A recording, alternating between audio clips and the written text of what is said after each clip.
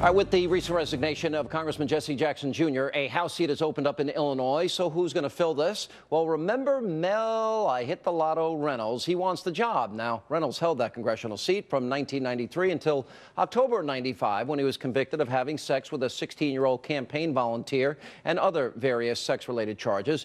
Now, while in prison, he was also convicted of federal finance and campaign finance charges until President Bill Clinton commuted his sentence to time served on his way out of office in 2001. Well, now Reynolds says that he's already paid his price for those, quote, past mistakes, and it's time for him to get that old job back. I made mistakes, but again, that was almost 18, almost 20 years ago. And President Clinton once said to me, who was kind enough to grant me executive clemency, he once said to me, don't allow the rest of the world to keep their foot on your neck. You have to go forward in life. You have to do things. I am not a 2, 3, 4, 5, 6-year sentence. Whatever you get shouldn't be a life sentence. Welcome to Chicago. Joining me now, Sirius XM Patriot host David Webb and Alexis McGill Johnson, executive director of the American Values Institute. There's a worst part of this story, because not only this girl, but when she said, oh, there's a Catholic schoolgirl, 15-year-old friend of mine, he goes, oh, that would join them, by the way, in the sexual escapade. Oh, did I hit the lotto? Now, where's the Democratic Party on, the people that were outraged over foot tapping with a senator in Idaho? Yeah, I mean, I'm glad you brought that up, right? Because we know that this bad behavior is not a partisan issue. Oh, what's worse, foot tapping or pedophilia? Well, when we talk about Mark Foley and we talk about David Vitter, both of them have had the become same big experience. scandals. But that said, the voters really need to make this decision. And to be honest, there is an incredible field of folks who are looking to go in that seat. Now, one Democrat that I see has spoken out against him. Not one. Well, and I think more people do need to be. I mean, but I'm sure the voters themselves will police it, because people don't take Mel Reynolds seriously. Decision, though, Sean. They're not going to take him seriously. Look at Chicago's 2nd district. Poverty rate, 22%, 20% unemployment rate. Education, only 21% of district residents actually earn a bachelor's. The national average is 28.5. Here's a guy that was a Rhodes Scholar, that was a basketball player in the European basketball leagues. He was known for liking the young girls, known for liking to play fast and loose. And why is this any surprise, though? Because here's another guy who's a member of the CDC, and let's look at the credentials of Al C. Hastings, an impeached federal judge. When you look at the fact that what we're dealing with is a culture problem, that Democrats accept that a guy that has sex with a minor, which is statutory rape, but a bigger issue, he was put in jail for misusing money meant for voter registration efforts. Do we want somebody making decisions when Congress spends the money who was convicted of fraud? No, the answer is no. No, but wait a minute. don't. But there's a question here that we've got to have answered. Mark Foley, huge issue before an election. But an adult. Good point. Foot tapping in a stall, senator. Wait a minute. Reelected. Huge issue and reelected. Hang on a second. But the point is that there was Republican criticism, and it was a big national story.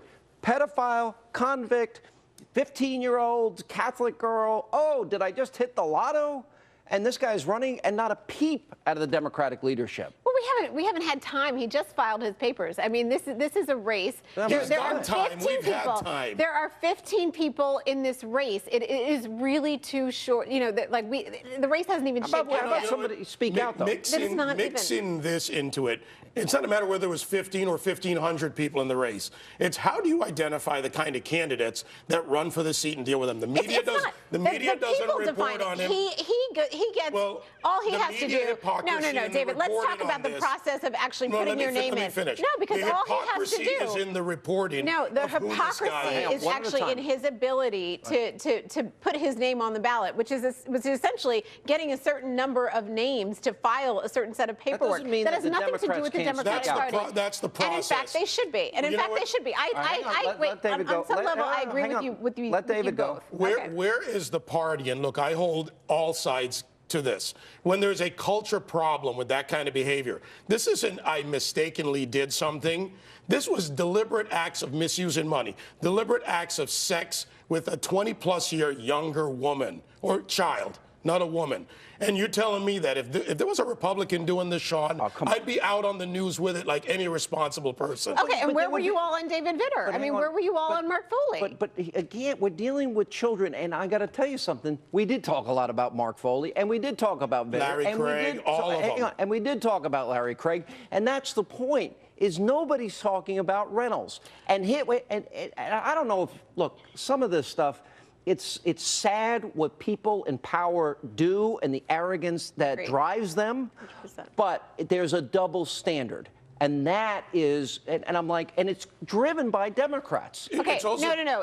David Vitter actually got reelected, right? With 67% of the vote. So that is not, but we're talking about character. We're going to the point of character, not just criminality. We're going to the point of character, and that is a huge challenge on both sides. I want to talk about Mel, I hit the lotto Reynolds. It's a partisan challenge. It has, I mean, it's a nonpartisan challenge. It has nothing to do with Mel Reynolds. Here's the thing. Mel Reynolds is not going to win the seat. But Barney there are Frank, 15 other talented people. We have, and I spoke, he had a guy running a prostitution ring in his house. And then Gary Studs, remember him years ago? All of these things come up. All those guys got reelected, right? But here's the thing. Look who he's replacing. Jesse Jackson Jr.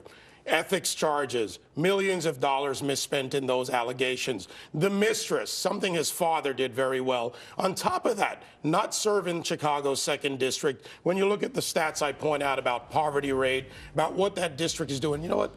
They will go because of identity politics in the Chicago machine and either elect this Marion Barry-like reject. I guess R. Kelly wasn't available for them to go pick on this kind of character. I got to tell you. I got to tell you. In that case, but that's what we're dealing with. The bee set me up. War on women, right?